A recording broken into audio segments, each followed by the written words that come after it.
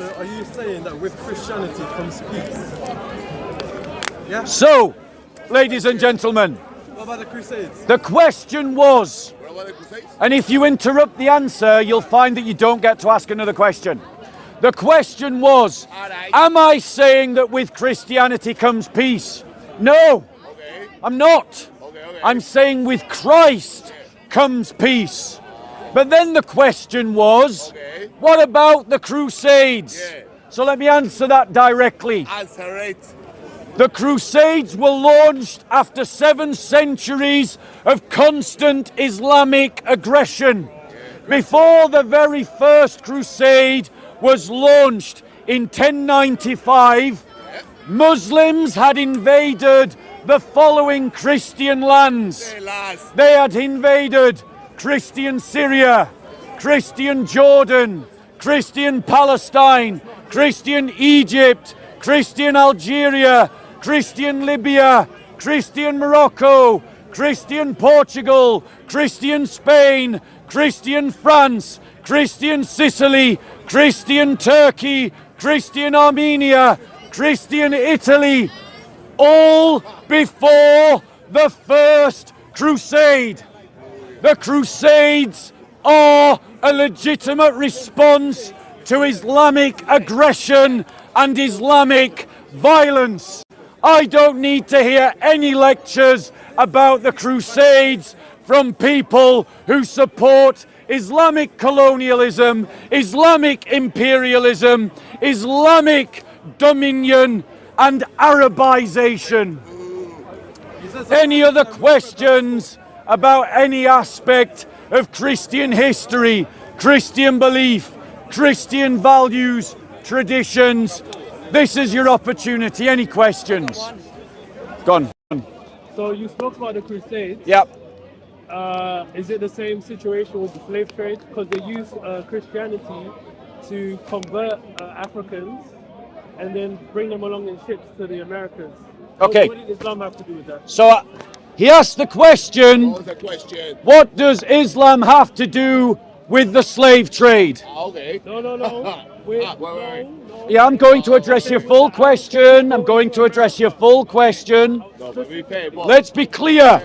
Before the European slave trade of the 1600s, 1700s, and 1800s that happened in West Africa, the Islamic slave trade had existed in the Muslim world for nearly 14 centuries prior.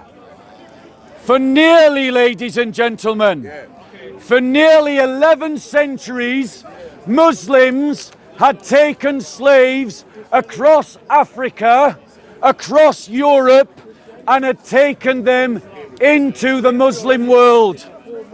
And all through the time that Europeans practiced slavery, for the full 300 years of the European slave trade, Muslims continued to practice their own slave trade.